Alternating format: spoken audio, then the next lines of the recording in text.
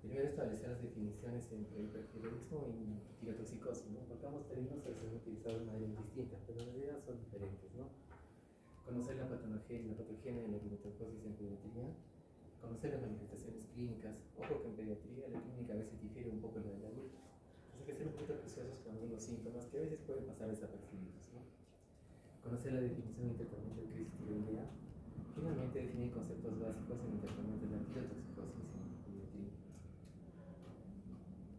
Hipertiroidismo y tirotoxicosis son términos que a veces se utilizan de manera indistinta, pero es importante que conozcamos la diferencia, ¿no? Hipertiroidismo se refiere a la sobreproducción de la hormona tiroidea por la glándula tiroides. Eso es hipertiroidismo. En cambio, tirotoxicosis son las manifestaciones clínicas o bioquímicas del exceso de la hormona tiroidea, ¿no? La mayoría de casos de tirotoxicosis son causados por hipertiroidismo, especialmente en niños. Entonces, la causa principal de la tirotoxicosis en pediatría es una función incrementada de la glándula tiroidea. Algo de epidemiología. El hipertiroidismo es una enfermedad rara en la edad pediátrica y en la adolescencia. Es lo que le decía. A diferencia de los adultos, esta patología es muy común en pediatría, no la vamos a ver mucho, pero es importante que sepamos reconocerla, ¿no? Constituye aproximadamente el 5% de los casos totales de hipertiroidismo. Entonces, del 100% de hipertiroidismo, miren, el 95% es adultos, y solo el 5% es niños. Entonces, en la edad pediátrica es raro que se presenten los cuadros de hipertiroidismo. Solo el 15% empieza antes de los 10 años. Entonces, tiene una predilección sobre la adolescencia. Segundo dato importante, ¿no? Es poco frecuente y empieza casi siempre encima de los 10 años. El hipertiroidismo se presenta aproximadamente uno de cada 5.000 niños y adolescentes. Eso es lo que decía. La causa más frecuente de hipertiroidismo en el 25% de los casos es la enfermedad tiroidea autoinmune hiperfuncional, o sea, la enfermedad de Graves. De 100 casos de hipertiroidismo, 45 son adultos y 5 son niños. Y de la totalidad de niños que hacen hipertiroidismo, el 95% es causa autoinmune, o sea, la enfermedad de Graves. La gran causa, el gran génesis del hipertiroidismo en niños es la enfermedad de Graves. Algunas estadísticas en Reino Unido e Irlanda muestran que la incidencia es 0.9 por 100.000 niños menores de 15 años. Y se repite lo mismo, ¿no? La gran mayoría de este grupo de niños afectados, la causa fue la enfermedad de Graves. En Dinamarca, una incidencia de 0.79 en la década de los 80. Y miren, en la siguiente década como que se duplica, ¿no? Casi el doble, 1.58. La incidencia de la enfermedad de Graves aumenta considerablemente en la pubertad, lo que dijimos. Es un cuadro muy frecuente en la etapa de la adolescencia. El 80% de los casos de la enfermedad de Graves ocurre después de los 11 años de edad. La adolescencia es la etapa de mayor incidencia y siempre hay un predominio del sexo femenino. Entonces son las damas, son las mujeres las que tienen mayor afectación de este tipo de patologías. En varones es bastante poco frecuente. Historia familiar de enfermedad tiroidea autoinmune u otras patologías autoinmunes. Se escribe la presencia de lupus, de vitíligo en niños que hacen hipertiroidismo o enfermedad de Graves. Tomar en consideración eso, ¿no? Una encuesta en Estados Unidos reveló que la tirotoxicosis es más común en estadounidenses negros no hispanos. ¿Cuál es la causa? ¿Cuál es la génesis del hipertiroidismo? En primer lugar, la causa autoinmune. Eso es importante que lo sepamos, ¿no? Y a la cabeza está la enfermedad de Graves, que en pocas palabras es la presencia de anticuerpos estimulantes del receptor de TSH. Eso genera un incremento de la producción de hormonas tiroideas. La enfermedad de Graves neonatal también es una patología que tenemos que tener en cuenta. Si bien esto es poco frecuente, pero tenemos que ser acuciosos en de repente en algún momento seguir a los demás que tienen hipertiroidismo, verificar si cumplen su tratamiento y finalmente el producto que puedan tener eventualmente pudiera estar afectado por esta patología. Hashimotoxicosis es la fase tirotóxica de la enfermedad linfocitaria crónica de Hashimoto. Luego vamos a ver eso.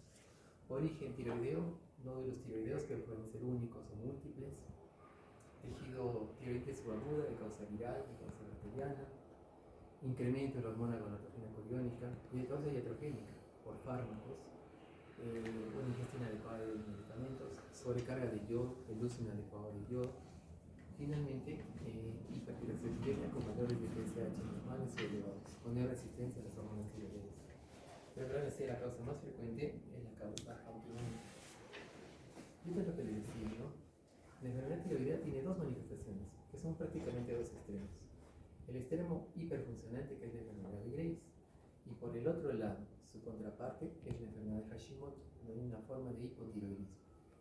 Pero en ambos, ¿cuál es la causa? La presencia de anticuerpos contra el receptor TSH. En ambas patologías se presenta o se da la existencia de estos anticuerpos. Recordemos que en la primera fase de la Hashimoto hay un hipertiroidismo, pero luego se convierte en hipotiroidismo. Entonces, en ambas condiciones hay la presencia de estos anticuerpos que generan incremento de la producción de la hormona tiroidea. En la enfermedad de Graves es importante considerar que también en 75% de casos tienen anticuerpos anti-APO y antitiroglobulina, en 25-55% de los casos. ¿Cuáles son las clínicas? ¿Qué manifestaciones clínicas vamos a encontrar en un niño o en un adolescente que tiene hipertiroidismo, ¿no? Muchas características de la tiroidosis en niños y adolescentes son similares a los adultos. Los pacientes diapositivas van a ver que muchas de las manifestaciones clínicas, pues sí, efectivamente se parecen a la edad adulta. Los niños con hipertiroidismo leve pueden presentar pocas manifestaciones clínicas o ser asintomáticos. También vamos a ver que algunas manifestaciones clínicas también se pueden pasar desapercibidas. Y creo que lo que menos pensaríamos es hipertiroidismo. Pero siempre sus pacientes valórenlo en el contexto. Hagan siempre una buena historia clínica. Se van a dar con muchas respuestas. Cuando hacemos una historia clínica ordenada, secuencial, clara, cuando hacemos una anamnesis, van a ver que fácilmente a veces se puede llegar al diagnóstico.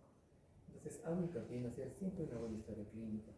Estar detallista en los datos que da el papá o la mamá, de modo tal que más o menos podemos establecer una posibilidad diagnóstica que puede ser verificada con un examen clínico, ¿no?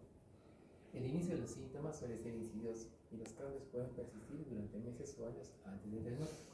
Algo parecido al anterior. Pueden pasar muchos meses, ya los niños o adolescentes pueden presentar alguna clínica de hipertiroidismo, pero puede pasar desapercibido. En niños el hipertiroidismo prolongado puede afectar el crecimiento y desarrollo puberal. ¿Qué significa esto? Cuando hay una demora en el establecimiento del diagnóstico, sí puede haber alteraciones en el crecimiento y la madurez sexual de este grupo de niños. Manifestaciones cardiovasculares, algo parecido a los adultos, ¿recuerdan? Aumento del gasto cardíaco, aumento de la frecuencia cardíaca, la presencia de palpitaciones, la presencia de una agitación permanente, constante, disminución de la resistencia vascular periférica, la presión de pulso se amplía, el prolapso de la válvula mitral, que es muy poco frecuente en la edad pediátrica. Fibrilación auricular también es poco frecuente en pediatría, a diferencia de los adultos. Finalmente, concentraciones bajas de colesterol total y HDL. Entonces, fíjense, esas palpitaciones, esa sensación de opresión en un adolescente a veces puede pasar desapercibido, ¿no? Quizás iría de emergencia con esa sensación de falta de aire, quizás podemos relacionarlo a un cambio de carácter, a una condición familiar, a una afectación permanente de su entorno. Quizás no necesariamente pensemos en hipertiroidismo, ¿no? Por eso es importante siempre hacer una historia clínica adecuada y los síntomas que podamos encontrar, englobarlos con otros síntomas que podamos encontrar, ¿no? Manifestaciones gastrointestinales, pérdida de peso o pobre ganancia de peso. Son adolescentes que pierden peso fácilmente y la polifagia también es característica. Entonces es un poquito contradictorio, ¿no? Son chicos o adolescentes que comen bastante, sin embargo bajan de peso. Entonces eso a veces no se explica. Su apetito es voraz, es importante, es constante, pero no ganan peso. Aumento de la frecuencia evocatoria. Puede haber incremento del hábito defecatorio, presencia de episodios diarreicos constantes, recurrentes, sin causa aparente. Mala absorción intestinal, que también causa una disminución en el peso. Debido al aumento de la prevalencia de obesidad infantil, algunos niños pueden tener peso normal al momento del diagnóstico. ¿Qué significa eso? Que de repente transcurren semanas o meses con niños que ya tienen una clínica de hipertiroidismo y estaban en obesidad, ¿verdad? Pero cuando llegan a nuestras manos, ya tienen un peso normal. O sea, ese sobrepeso como que ya lo perdieron, ¿sí? Niños gorditos que durante algún tiempo están bajando de peso y cuando finalmente llegan a la consulta y planteamos la posibilidad de hipertiroidismo, los encontramos con peso normal. Ya perdieron pues ese peso que habían ganado de manera excesiva. La persistencia de hiperfagia después del tratamiento que restablece el eutiroidismo puede aumentar de peso. Un grupo de adolescentes pueden persistir aún después del tratamiento con una polifagia, que sí puede generar incrementos sostenidos de peso. La prevalencia de la enfermedad celíaca y la enfermedad inflamatoria intestinal posiblemente aumenta ligeramente en personas con enfermedad tiroidea. Ambas patologías se describen incrementadas en la presencia de hipertiroidismo. Manifestaciones neurológicas, un temblor fino de las manos, sobre todo cuando están hiperextendidas, ¿no? Fasciculaciones en la lengua, reflejos tendinosos profundos aumentados. Casos de ataxia y corea son raros. Entonces, esto diferencia al adulto y las manifestaciones cardiovasculares como el colapso de la válvula mitral son raros en pediatría. Puede haber un retraso en el desarrollo neurológico y retraso en el habla y el lenguaje, cuando su presentación es en edades mucho más tempranas, ¿no? Dentro de las manifestaciones neurológicas también se describe debilidad muscular proximal, hasta el grado que un grupo de adolescentes les incomoda o les cansa el solo hecho de peinarse o subir escaleras. Entonces es un grupo de adolescentes que se cansa fácilmente, que tienen un cansancio recurrente, constante, que han bajado de peso, que la actividad física no la toleran fácilmente. Puede haber disminución de la masa muscular y una deficiente o alteración en la eficiencia de la contracción muscular. Manifestaciones neurológicas raras: parálisis periódica, tirotóxica o hipercalcémica, enfermedad de Moyamoya, hipertensión intracraneal bélica. Son condiciones inusuales en los niños. Manifestaciones en ojos. Esa imagen probablemente les es conocida, ¿no? Les es familiar, sobre todo en adultos. Pero los niños también pueden presentar esto.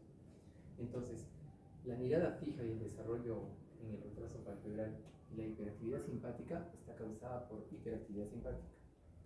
Existe lo que se llama la oftalmopatía de la enfermedad de Graves u ototoxicidad tiroidea. Son sinónimos. ¿En qué consiste? Lo que ya conocemos, ¿no? Exoftalmos, proptosis, quemosis y oftalmoplegia, o sea, alteración en los movimientos de los músculos oculares. Y lo que dijimos al inicio, es causada por autoanticuerpos dirigidos contra la TSH. Ojo que estos anticuerpos actúan a nivel de las hormonas de la glándula tiroidea, ¿no? Entonces, a nivel de membrana, hacen que se incremente la producción de manera sostenida de la hormona tiroidea. Pero detrás de los ojos también hay tejido muscular y hay tejido conectivo, que también es sensible a esos receptores, a estos anticuerpos. Entonces, esa es la causa por la cual los niños presentan esta clínica, ¿no? Se produce una inflamación constante, sostenida, permanente de los músculos extraoculares, de la grasa orbital y del tejido conectivo. Por ende, hay proptosis. No se olviden, detrás de los ojitos hay tejidos sensibles a estos anticuerpos, autoanticuerpos. La ausencia de estas manifestaciones oculares no descarta la enfermedad de Graves.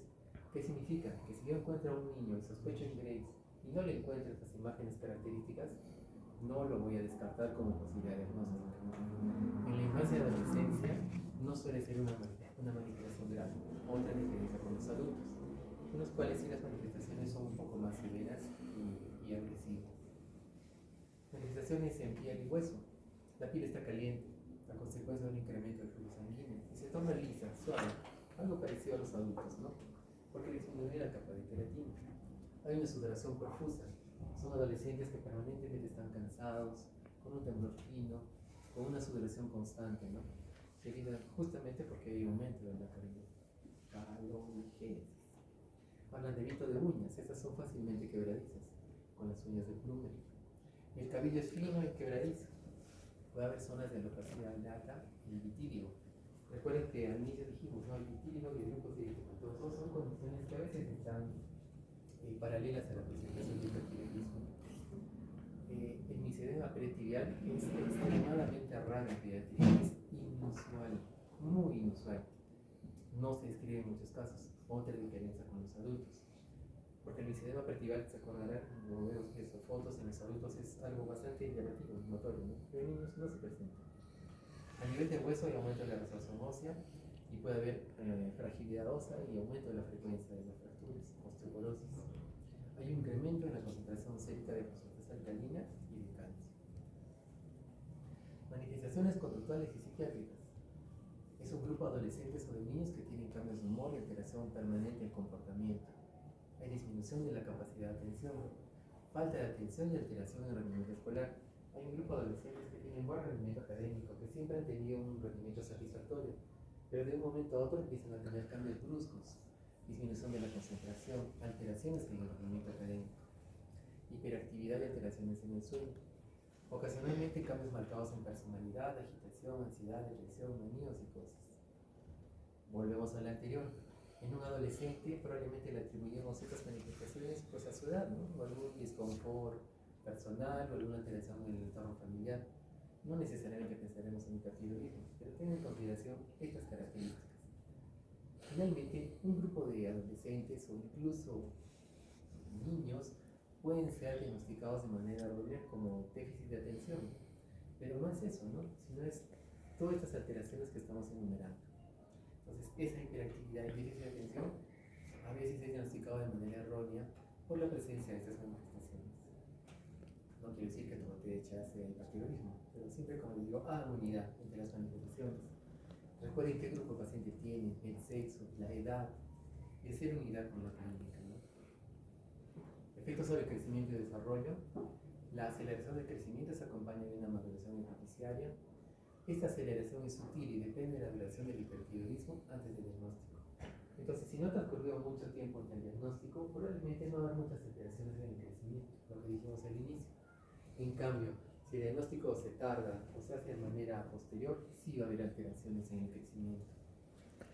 La velocidad de crecimiento y la edad ósea vuelven a la normalidad cuando se logra el tratamiento farmacológico que busca el estado tiroideo, ¿no? En la pubertad, la edad de inicio de la pubertad parece no verse alterada, aunque algunas bibliografías dicen que existe incrementada la aparición de las manifestaciones. El hipertiroidismo severo sí se manifiesta con alteraciones, un retraso puberal.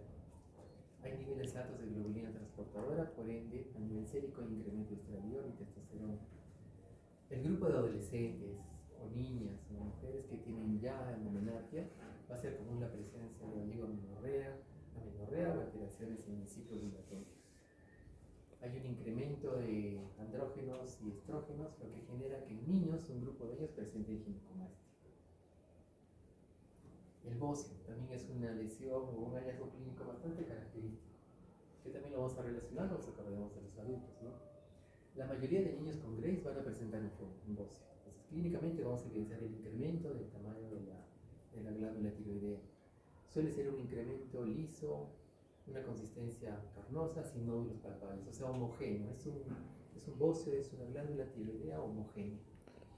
Un bocio grande, diagnosticado tardíamente, puede generar alteraciones en la evolución o incluso en la función respiratoria, no por efecto mecánico.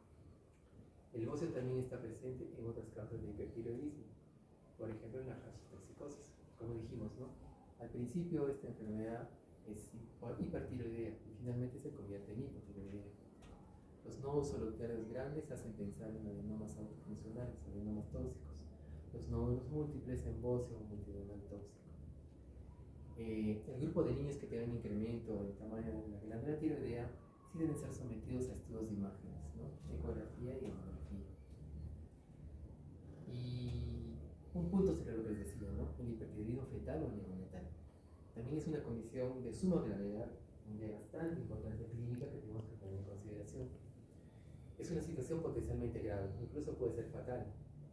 El tratamiento por ende debe ser precoz y un diagnóstico también precoz en la etapa neonatal.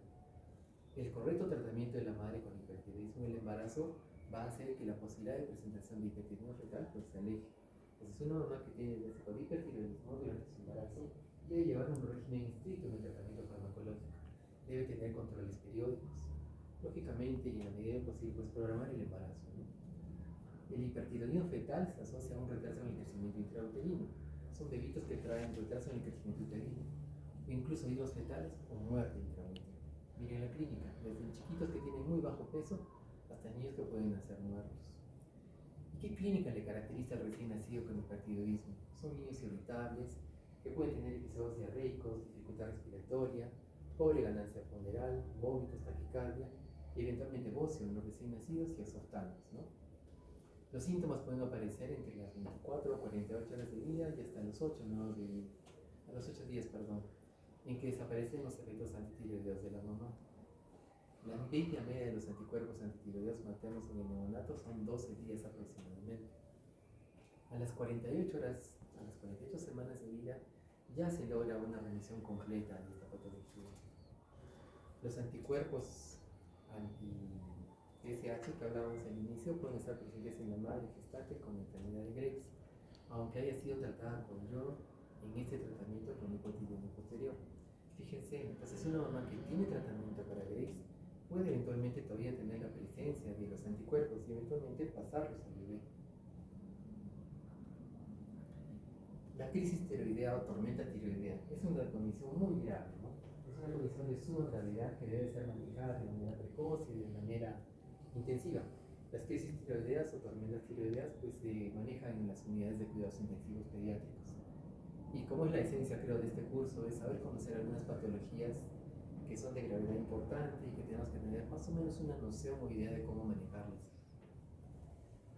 Entonces, la crisis tiroidea es una forma también poco frecuente, felizmente, en pediatría, ¿no? Ocurre en el marco de un hipertiroidismo que no está controlado. ¿Hay un examen auxiliar que me detecte, que me diagnostique la crisis tiroidea? No. El diagnóstico de una crisis tiroidea es netamente clínico. No requiere ningún examen auxiliar. Significa esto que si ya mis manos es un adolescente con una clínica peculiar de una crisis o tormenta tiroidea, pues no le pediré análisis. Tengo que hacer una unidad clínica con las manifestaciones clínicas y establecer esta posibilidad de diagnóstico. Entonces, no hay un diagnóstico analítico de este cuadro, es exclusivamente clínico. Y la presencia de la hormona tiroidea no es sino una manifestación marcada, alteraciones cardiovasculares, hepáticas, neurológicas y agregados a fiebre, grábense eso. Siempre hay fiebre, y una fiebre alta, más de 39 o 40 grados. ¿Y qué factores pueden desencadenar que un adolescente tenga una crisis tiroidea? ¿Va a venir de la nada? ¿Espontáneamente aparece? No. Va a haber condiciones que tienen que tenerse en consideración. Infecciones, por ejemplo, cuadros infecciosos intercurrentes que pueden generar que el niño se descompense, traumatismos, golpes, caídas, un cese abrupto de la medicación. Un adolescente que bruscamente deja de tomar su tratamiento farmacológico puede desencadenar una crisis tiroidea o una tormenta tiroidea. Exceso de yodo, cuando se utiliza de manera inadecuada, en estudios contrastados o la utilización de radioyodo. Y finalmente, enfermedades de presentación aguda, deshidratación. Y en este marco, pues la cirrosis diabética es uno que toma especial relevancia. Hay riesgo vital. Este grupo de niños deben ser manejados en una unidad de cuidados intensivos. ¿Cuál es la clínica? Lo que decíamos, ¿no? La fiebre alta, siempre tengan en consideración eso. Taquicardia, arritmia. Entonces, todas las manifestaciones clínicas que hemos enumerado se van a presentar, pero de una manera bastante agresiva, de una manera bastante notoria. Insuficiencia cardíaca, en los recién nacidos puede haber hidros fetales o muerte. Náuseas, vómitos, dolor abdominal. Compromiso hepático, hepatoesplenomegalia, incremento de los niveles de bilirrubinas. Colestasis o finalmente fallo hepático, ¿no? Con compromiso del sensorio. Agitación, psicosis, delirio, convulsiones, hasta incluso con un mayor compromiso del sensor estaría la coma. Entonces, en dos palabras, la crisis tiroidea o la tormenta es un diagnóstico netamente clínico, con los mecanismos que pudieran exacerbar los que lo hemos enumerado, y son manifestaciones bastante graves. ¿Cómo hacemos el diagnóstico del hipertiroidismo, no? Como dijimos al inicio, los síntomas y signos aparecen de manera gradual. Al inicio pueden pasar desapercibidos. El reconocimiento de las anormalidades a veces pasa desapercibido, a veces no se percibe de manera adecuada, ¿no? Y volvemos a la anterior. La sospecha clínica debe motivar una evaluación diagnóstica adecuada. Y lo mismo que dijimos hace poco, historia clínica y exploración física. Entonces, el diagnóstico de hipertiroidismo tiene 4 aspectos: pruebas de función tiroidea, la detección o evidencia de anticuerpos tiroideos, captación por radionucleidos a partir de la gamografía y finalmente estudios ecográficos. Lógicamente, para establecer el diagnóstico de un hipertiroidismo vamos a pedir dosaje de hormonas tiroideas, ¿no? TSH, T3 y T4. En este cuadrito pues tenemos que hallazgos vamos a interpretar. La tiroxicosis va a tener una pH nula, casi suprimida, T3 y T4 muy altas. El hipertiroidismo subclínico tiene una TSH baja, pero la T4 puede estar anormal. Finalmente, la normalidad de estos 3 elementos lógicamente establece un estado de eutiroidismo, ¿no? El segundo aspecto, como dijimos, es la manifestación o evidencia de la presencia de anticuerpos séricos. Una vez que hemos pedido el laboratorio y hemos evidenciado que a través de las hormonas tiroideas se plantea la posibilidad de hipertiroidismo, el siguiente paso es demostrar o evidenciar la presencia de anticuerpos séricos, ¿no? El anticuerpo receptor de TSH, que se conoce como TSI, pues es el generador de esta patología, ¿no? Acuérdense que la mayoría de cuadros es autoinmune, ¿no? También podemos encontrar otros anticuerpos, los anticuerpos antitiroglobulina y los anti-TPO. Eso también se repitió al inicio, ¿no? El 75% de los pacientes con Graves tienen anti-TPO y entre el 25 y 55% antitiroglobulina. Ecografía. La ecografía no es un procedimiento que se hace de rutina. Recuerden que se hace a aquellos niños que tienen bocio, que tienen un crecimiento marcado de las glándulas tiroideas, ¿no? La ecografía se usa para evaluar nodos tiroideos, si son únicos o múltiples. La gamografía tiroidea se utiliza en algunos casos o se emplea en casos de hipertiroidismo con voz inmovilidad. Diagnóstico diferencial: hiperfusión de la glándula tiroidea, adenomas tóxicos, adenomas hipoficiarios, tiroiditis destructiva, lesiones tiroideas, traumas, golpes, traumatismos a nivel cervical pueden determinar alteraciones a nivel de la producción de la hormona tiroidea. Tirotoxicosis inducida por medicamentos o drogas, amiodarona, sustancias de contraste, accidental o ficticia, y utilización de otros medicamentos que están enumerados ahí. ¿Cuál es el tratamiento? Una vez que hemos establecido el diagnóstico de hipertiroidismo o Graves, hay que definitivamente empezar el tratamiento. Y lo que caracteriza a esta patología es que es un tratamiento largo, es complejo, y los resultados o evidencia clínica laboratorial no es inmediata. Entonces los niños con Graves tienen tratamiento largo y suele ser complejo. No existe un tratamiento que corrija la alteración autoinmune, o sea, no existe una medicación que va a alterar o modificar la génesis de la enfermedad, que es a partir de la presencia de los anticuerpos, ¿no? El objetivo del tratamiento, lógicamente, es disminuir el exceso de la hormona tiroidea y lograr el eutiroidismo.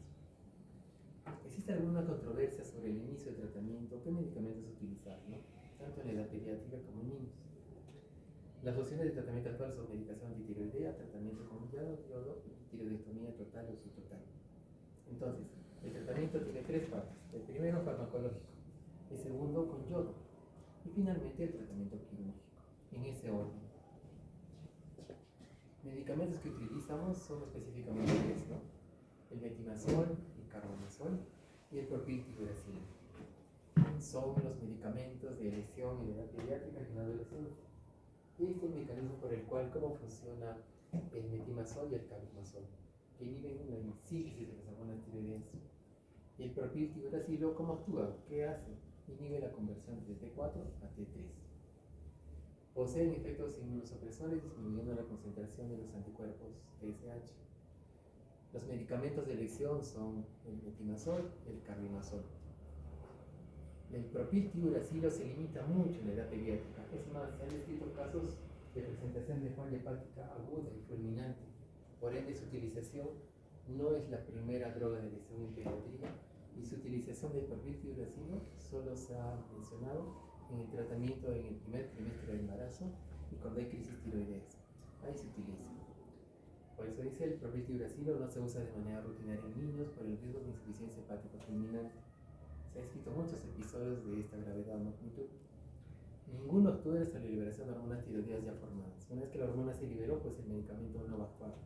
Y esa hormona tiroidea ya liberada en exceso, pues va a tener complicaciones clínicas que hemos enumerado. Se pueden tardar semanas en normalizarse los valores de hormona tiroidea. Por eso decimos que el tratamiento es largo y es complejo. Estas son las dosis de los medicamentos descritos.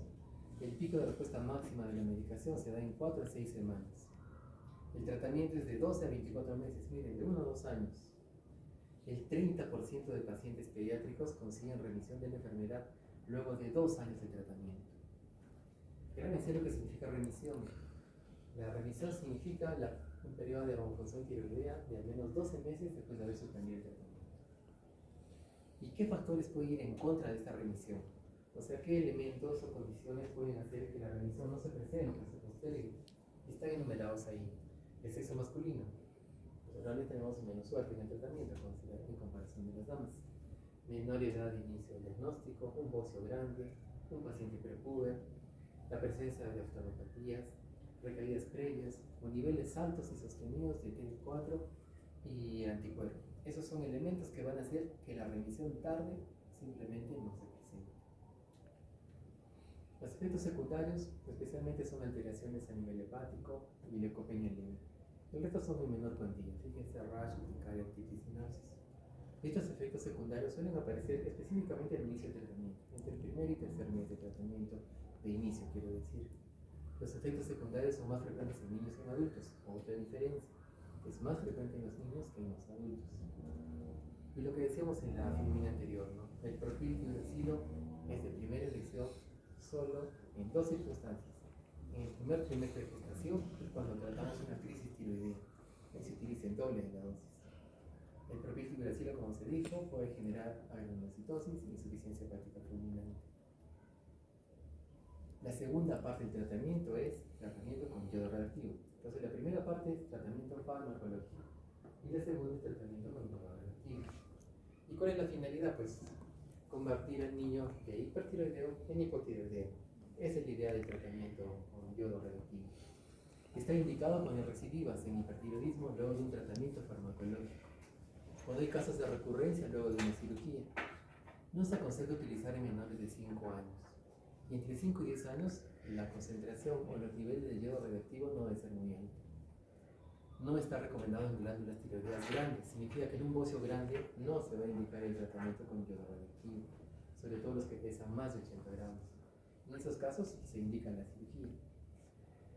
La radiación es mantenida en la glándula por varios días, por ende el niño o el adolescente que recibe ese tratamiento va a eliminar por saliva, por orina, por heces, estos elementos radiactivos. Por ende se aconseja lo que ya sabemos, ¿no? Estar alejado de personas embarazadas, de niños o de personas que pueden ser inmunodeprimidas, ¿no? El tamaño tiroideo disminuye significativamente a la 8ª semana de haber recibido el tratamiento con yodo radioactivo. Si a los 6 meses persisten las manifestaciones, se puede dar una segunda dosis. Se aconseja que no se utilice mucho este tratamiento en los niños con síndrome de Down. Y la explicación es porque, como sabemos, los niños con Down tienen alguna posibilidad de hacer problemas hematológicos, ¿no?, de origen oncológico.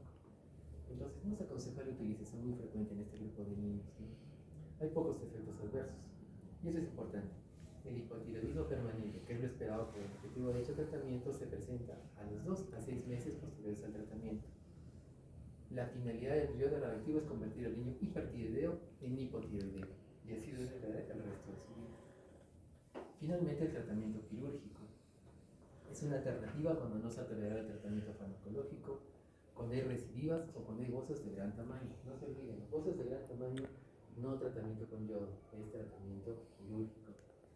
Lógicamente se aconseja que sea realizado por un cirujano diestro o experto, por las lesiones concomitantes que pudiera haber en el acceso, ¿no?, durante el acto quirúrgico. Los pacientes deben estar en normofunción tiroidea para la cirugía, porque un paciente que no esté en condiciones de hipotiroidismo y es sometido a una cirugía puede desencadenar una crisis tiroidea o una tormenta tiroidea.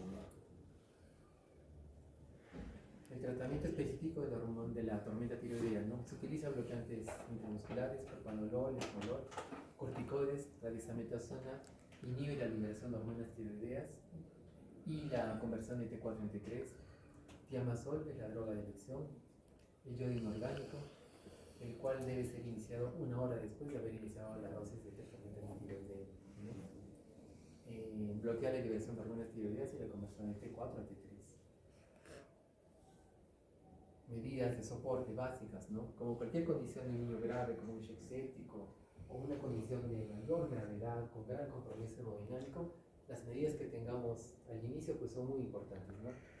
De acuerdo a la clínica, cómo llega este niño con hormona tiroidea, es que va a ser el tratamiento. Imagine que llegue con parálisis sensorio o en una condición de coma, va a requerir probablemente una ventilación mecánica, ¿no? Para intubarlos, ustedes saben que hay medicación preintubación, evitar la atropina. Eso incrementaría la frecuencia cardíaca, ¿no?, por lo que también. Y si se requiere una relajación, utilizar el becurolio. Cuando intubamos a un niño se coloca esa analgesia, ¿se acuerdan? Primero se le seda y se le coloca algo para el dolor, porque es un procedimiento incómodo y doloroso. Hidratar al niño, de acuerdo al compromiso hemodinámico, podría utilizarse drogas vasoactivas, una sedación adecuada, control de la temperatura. Hemos dicho que son niños que vienen con una fiebre muy alta. Y finalmente, el tratamiento de infecciones concomitantes, si este caso la subiera como desencadenantes. Preguntas, chicos. Entonces, tirotoxicosis o hipertiroidismo no es frecuente en niños, 100%, solo el 5% lo va a hacer. Y la gran causa de la tirotoxicosis es la Graves, que es un mecanismo completamente autoinmune. Pero ahora es la clínica, han visto que muchos síntomas son muy específicos, ¿no? Hasta pueden pasar desapercibidos, sobre todo en la adolescencia, sobre todo en las peculiaridades de este grupo etario, ¿no? Siempre hacer unidad clínica con su anamnesis. El tratamiento es farmacológico, yodo radioactivo y cirugía. Tormenta tiroidea es una condición grave, gravísima, que requiere un uso.